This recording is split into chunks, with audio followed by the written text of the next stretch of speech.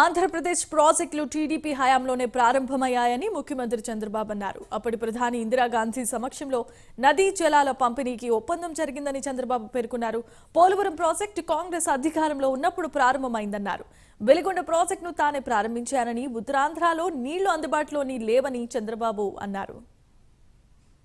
ఇప్పుడు కూడా ఎన్టీ రామారావు గారు ఈ వాటర్ విషయంలో అన్ని విషయాల్లో కానీ చాలా ముందు చూపుతూ ఆలోచించారు. అదే మరి తెలుగుదేశం తర్వాత నేను కూడా అనేక ప్రాజెక్టులు, వెలుగొండ ప్రాజెక్టు కూడా నేనే ఫౌండేషన్ వేశాను. అలాంటిది ఈరోజు మళ్ళీ నేను వచ్చిన తర్వాత దాన్ని పూర్తి చేసే పరిస్థితికి వస్తున్నాం. వెంగళరాయ సాగర్ దగ్గర నుంచి ఒకటి రెండు కాదు, మద్దు వలస దగ్గర నుంచి ఆల్ ప్రాజెక్ట్స్ అన్నీ కూడా తెలుగుదేశంలో చేశాం.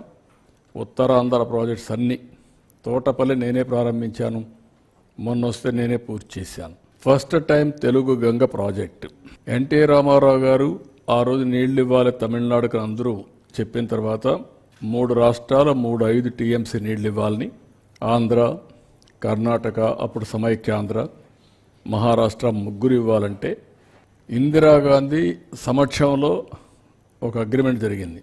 ఆ సందర్భంలో ఎన్టీ రామారావు గారు చెప్పింది, శ్రీశైలం నుంచి నీళ్లు ఇవ్వడానికి నేను సిద్ధంగా ఉన్నాను తెలుగు గంగ ద్వారా, అయితే కండిషన్ మాత్రం అండర్ గ్రౌండ్ పైపు కాదు, కెనాల్ ద్వారా నీళ్ళు ఇస్తామని. అక్కడి నుంచి రాయలసీమలో ఫస్ట్ టైం తెలుగు గంగ ద్వారా నీళ్లు తీసుకొచ్చిన వ్యక్తి ఎన్టీ రామారావు గారు.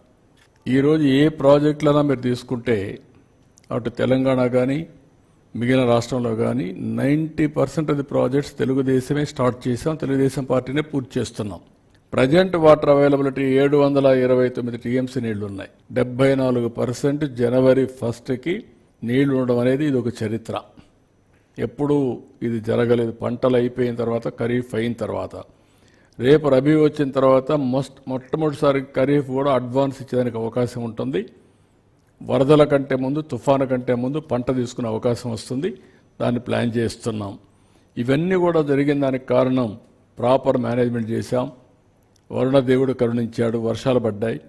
ఆ వర్షాన్ని కూడా రెయిన్ వాటర్ని ఎక్కడికక్కడ ఫ్లడ్ మేనేజ్మెంట్ చేసి తద్వారా రిజర్వాయర్లకు మళ్ళీ ఇచ్చాం సకాలంలో. ఇవన్నీ కూడా కలిసి వచ్చి ఈరోజు వాటర్ స్టోరేజ్ చేయగలిగాం. నేను ఎప్పుడూ చెప్పేవాడిని, మనం కానీ సమర్థవంతంగా నదులు అనుసంధానం చేసి ఎక్కడికక్కడ రిజర్వాయర్స్ కూడా కొన్ని కట్టుకోవాల్సిన అవసరం ఉన్నాయి. అవి కట్టుకుంటే భవిష్యత్తులో నీటి సమస్య ఉండదు. ఆంధ్రప్రదేశ్ 2 సమస్యలు ఉన్నాయి ఒకప్పుడు. ఒక పక్క తుఫాన్లు, ఇంకో పక్క కరువు. కరువుని సమర్థవంతంగా ఎవ్రీ ఎకరాకు నీళ్ళు ఇచ్చి సమర్థవంతంగా ఎదుర్కొంటే తుఫాన్ని ఎట్లా ఎదుర్కోవాలన్నది తప్పదు, అది ఎదుర్కొంటాం. ఇది చరిత్ర తిరగరాయబోయే ప్రాజెక్ట్ ఇది నా లెక్క ప్రకారం. అందుకే నేను దీన్ని కూడా ఆలోచించి అందరితో ఆలోచించిన తర్వాత జలహారతి, తెలుగు తల్లికి జలహారతి. So this is the work we want to do. ఇది చేసి ఈ రాష్ట్రానికి రాబోయే తరాలకి ఎలాంటి సమస్య, నీటి సమస్య లేకుండా చేయగలిగితే ఇక్కడవన్నీ ఆటోమేటిక్గా మనం చేసేదాన్ని బట్టి చేసుకుంటూ వెళ్ళిపోవచ్చు. పిఎం గారు కూడా చాలాసార్లు ఇంట్రా రివర్ లింకేజ్ చేయమంటున్నారు. This is the perfect model for that. కాబట్టి ఎందుకు మనం స్టార్ట్ చేయకూడదని అడిగాను. వారు కూడా వర్కౌట్ చేస్తామని హామీ ఇచ్చారు. ఎంతవరకు వర్కౌట్ చేస్తారో చేయాలి. ప్రాజెక్ట్ రిపోర్ట్ పంపిస్తున్న వారికి పంపించిన తర్వాత ఒక హైబ్రిడ్ మోడల్లో వర్కౌట్ చేయాలి. కేంద్రం ఏమంటే మొత్తం ఇచ్చే పరిస్థితిలో ఉంటారు. కొంత వాళ్ళు పెట్టుకొని, కొంత మనం పెట్టుకొని, కొంత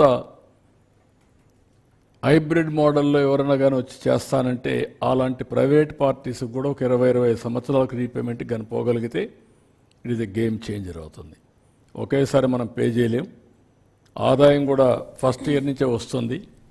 నీళ్ళు వస్తే డబ్బులుంటే 3 ఇయర్స్లో కంప్లీట్ చేయొచ్చు.